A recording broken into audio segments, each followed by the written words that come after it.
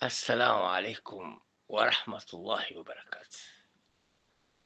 Katika siku ya leo, mimi sina tabia hizi za ma TikTok manini, lakini mimi kama mwanajamii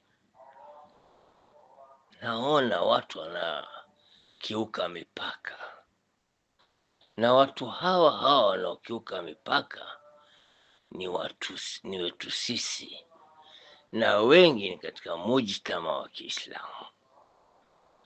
Sijui muna shida gani, sijui mumekula nini au mapewa nini. Leo ningetaka kuangazia kwa mukhtasari tu kuhusu mbunge wa Changamwe, Mheshimiwa Omar Mwinyi Mshimba. Kwanza kabisa, huyu ni mtu mwenye tajiriba kubwa sana kwa watu waliopitia mikononi mwake, akawaelimisha, akawawezesha kuwa watu ambapo leo tukihesabu ni watu wengi sana. Omar Mwinyi, mbunge wa Changamwe, hakuchaguliwa kiholela holela. Huyu mukitaka ukweli halisia, huyu alikuwa afawe gavana wa Mombasa, lakini kwa sababu moja au wengine, na kuna majaliwa, mtaka hapati lisilokadiriwa, angeenda mititi ni kujisumbua. Kila kitu ni bahati na kuruzukiwa. Huyu dada yetu Batuli, mimi nitamtaja kwa jina na sababu mimi najua hawezi kunijibu. Batuli ni mtu ana akili ambayo ameshinda mabloga wengine. Anazungumza maneno yenye uzito sana, ambayo yakitazamwa kwa undani yana sababu kwa nini yanazungumzwa, lakini ningemuomba pia asipige kila mtu vita. Hawa watu wanaopiga vita ndio hao siku moja atawahitaji. Mtu aende akivunja, akichoma kila daraja zingine ziwache, utarudi na hapo ulipopitia. Omar Mwinyi alichaguliwa kwa tikiti ya ODM katika vibano ya IPK, na hajabwaga watu. Kazi aliyofanya ni kazi nyingi sana. Sijui ni projekti gani Bi Batuli angetaka Omar Mwinyi afanye, sababu kama ni elimu amesomesha, kama ni mashule amejenga, na kama ni basari ametoa, kama ni kusaidia amesaidia, na hata mwisho ni mtetezi wa kipekee katika wajumbe wote walioko Mombasa. Omar Mwinyi peke yake ameambia serikali na akazungumza tena na tena kwamba jamii ya Waswahili au watu wa pwani hawapati kazi kwa serikali. Kwa hivyo mimi nilifikiri Batuli angeunga mkono kauli hii ya Omar Mwinyi, lakini ameweka mazungumzo yake katika kashfa na haelezi anamkashifia nini. Batuli, mimi nakwambia Omar Mwinyi si rika langu wala si rika lako. Heshima ni kitu cha bure. Watu wote wa Changama walimchagua, wamemheshimu. Huyu ni mzee wetu, ni kiongozi wetu, ni mwenzetu na twampenda. Kuzima nyota yake si rahisi. Sawa, ushasema asichaguliwe. Wewe tuko na wewe huku Kisauni, mzigo uko kichwani.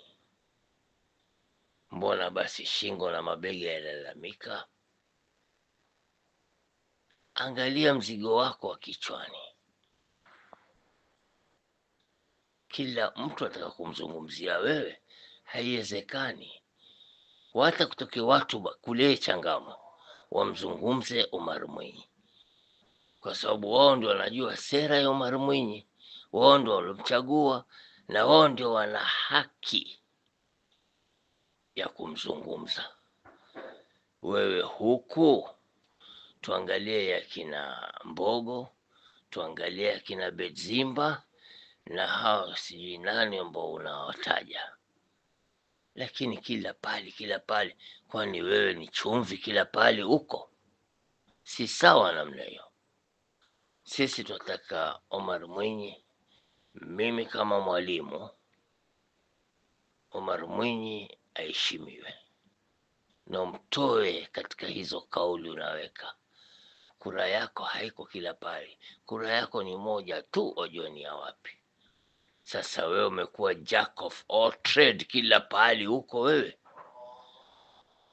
Wacha watu wa Mvita wazungumze yao, wacha watu wa Kisauni wazungumze ya Kisauni. Wewe una uwezo wa kuzungumza, sababu waishi huku, waweza kuwa yajua zaidi, lakini ya kule kwingine wacha wenyewe wacheze ngoma zao. Ngoma hujapigiwa wacheza, ukipigiwa utacheza vipi wewe? Si sawa namna hiyo. Kwa hivyo mimi nasaha yangu kukwambia Omar Mwinyi kazi anafanya, na si tu hizo wasema za project za nini. Sisi tumeenda shule kadhaa kule Changamwe, mimi nikiwa mshauri wa shule. Omar Mwinyi amefanya kazi. Omar Mwinyi ameinusha vijana wa Kiislamu, wa Kikamba, wa kila kabila. Hana ubaguzi ule bwana. Wenda kutafuta vita na mtu mzima yule, mwalimu mkuu yule. What are you after? Omar Mwinyi is a governor material. Hujakaa naye, huja kuwa na conversation naye, untupiwa tu story moja mbili umbeba.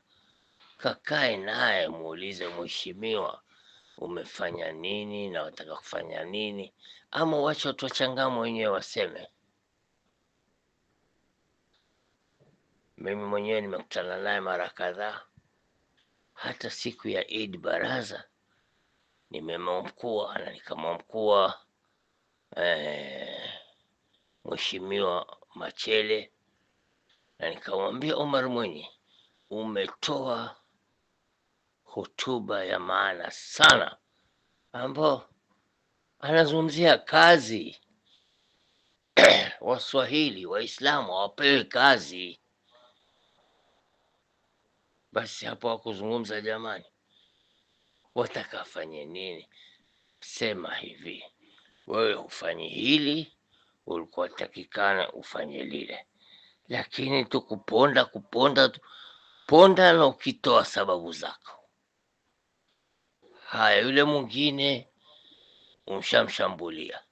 Sasa ushashambulia wote, mimi nitakupa assignment kwako wewe. Mizani yako, umeona viongozi walioko sasa kutoka gavana mpaka wa chini hawafai.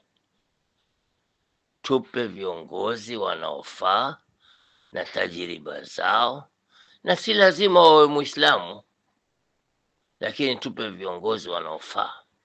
Wataka kiongozi aina gani?